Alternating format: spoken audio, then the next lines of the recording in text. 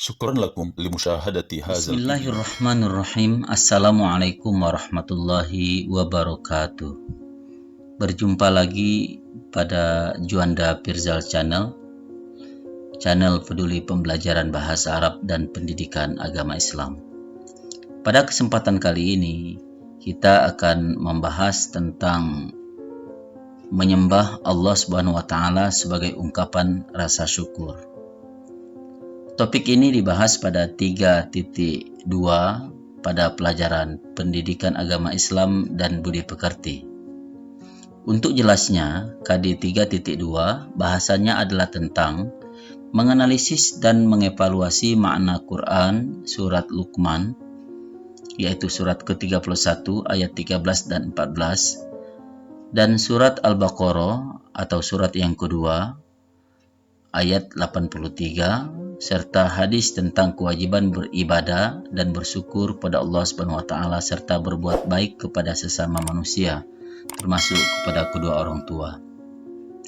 Nah, pada bahasan kali ini kita akan memfokuskan pada bahasan tentang Quran surat Luqman atau surat ke-31 ayat 13 dan ayat 14. Adapun bunyi ayatnya adalah sebagai berikut. A'udzu billahi minasy syaithanir rajim. Bismillahirrahmanirrahim.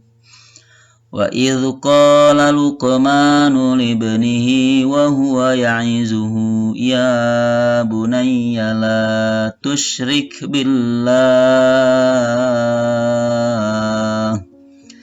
innash syirka la zulmun 'azim. ووصينا الإنسان بوالديه حملته أمه وهنا على وهن وفصاله في عامين أن اشكر لي ولوالديك إلي المصير.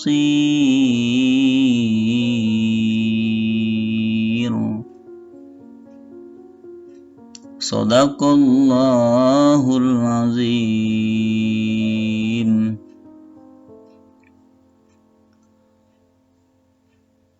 Untuk jelasnya, pemahaman kita terhadap ayat ini, kita lihat kosakata-kosakata agar kita dapat memahami makna dari ayat-ayat tersebut.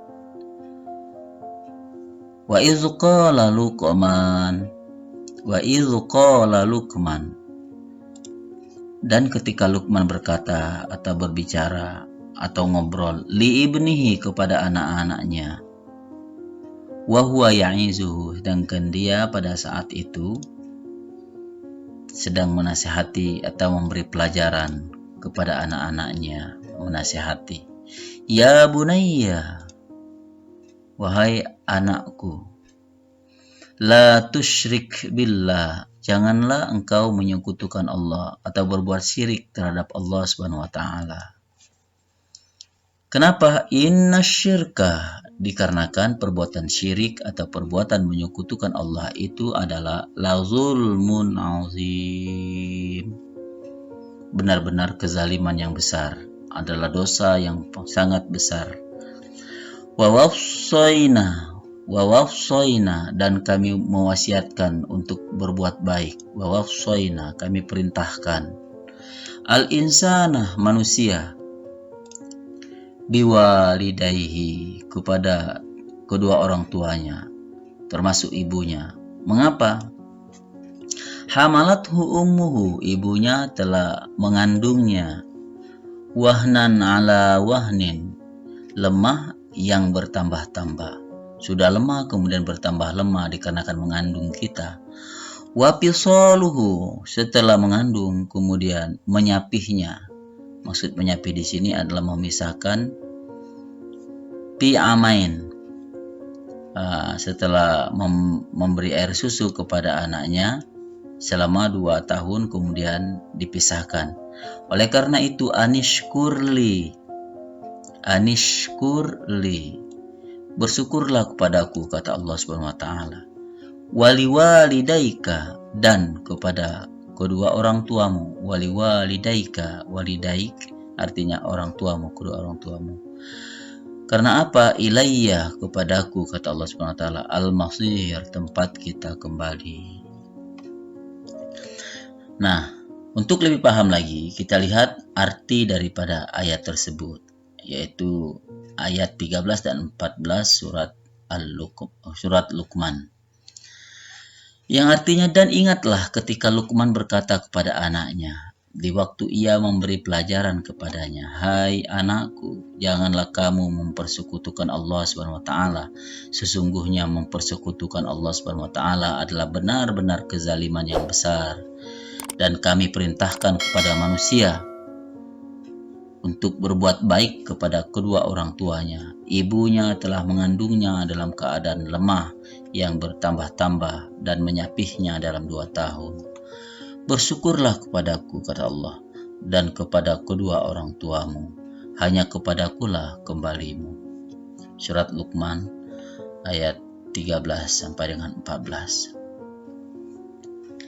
Nah, setelah memahami ayat tersebut, dalam membaca surat tersebut kita harus melihat aturan atau tata cara membacanya. Dalam hal ini adalah tajwidnya.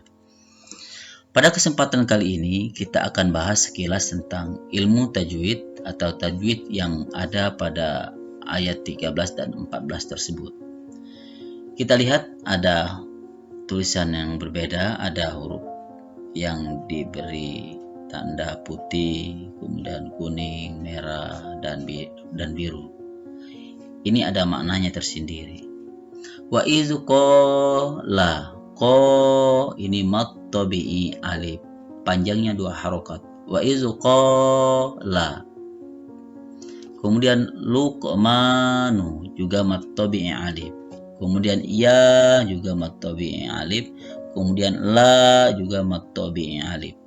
Mengapa dinamakan mad tabi'i alif? Dikarenakan ada huruf alif sukun atau tidak dibaca alifnya ini, dan sebelumnya adalah huruf yang berharokat fathah. Kemudian inna, mengapa dibaca inna gunna, yaitu nun musyaddah. Nun tasydid dibaca dengung, gunna. Inna. Kemudian ini lazul mun azim izhar halqi. Mengapa dinamakan izhar halqi? Dikarenakan ada tanwin bertemu dengan huruf halqi ain. Huruf halqi sebagaimana kita ketahui ada 6, yaitu hamzah, ha, ain, ha, ghin, kha. Dalam hal ini huruf halqnya adalah ain, jadi harus dibaca izhar atau jelas. Lazul mun azim. Kemudian al-insa juga mad tabi'i alif, wa mad tabi'i alif. Kemudian ummu ini nun tasydid dibaca gunna, juga dibaca dengung sepanjang 2 harokat. Kemudian wahnan'a, tidak boleh wahnan'a. Mengapa? Dikarenakan izhar. Sama dengan ini, yaitu ada tanwin bertemu dengan huruf ain, dan ain adalah salah satu dari huruf izhar. Kemudian wahniwa,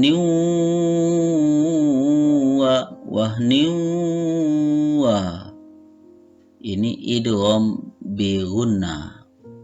Sebagaimana kita ketahui bahwa idgham bi gunnah ada 4 hurufnya, ya, waw, mim, nun. Dan pada kesempatan ini yaitu tanwin bertemu dengan waw, jadi harus gunnah. Wahniwa. Kemudian qisah mad tabi'i alif. Kemudian fi mad tabi'i juga, tapi mad tabi'i iya, dikarenakan ada huruf ya mati dan sebelumnya adalah huruf yang berharokat kasro, namanya mad tabi'i ya. Kemudian mad tabi'i alif. Kemudian li mad tabi'i ya.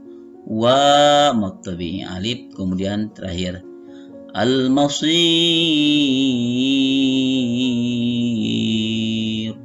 mad arid lis-sukun. Panjangnya 4 harokat sampai dengan 6 harokat. Demikianlah bahasan tentang tajwid pada ayat 13 dan 14 surat Luqman ini. Kemudian kita lanjut kepada hadis yang berkaitan dengan perintah Allah agar kita berbuat baik kepada sesama manusia, terutama kepada kedua orang tua kita. Nah, hadisnya adalah An Abi Hurairah radhiyallahu anhu qala. Abi Hurairah radhiyallahu anhu berkata, Ja'a rajulun ila Rasulillah sallallahu alaihi wasallam. Ada seorang laki-laki datang kepada Rasulullah sallallahu alaihi wasallam.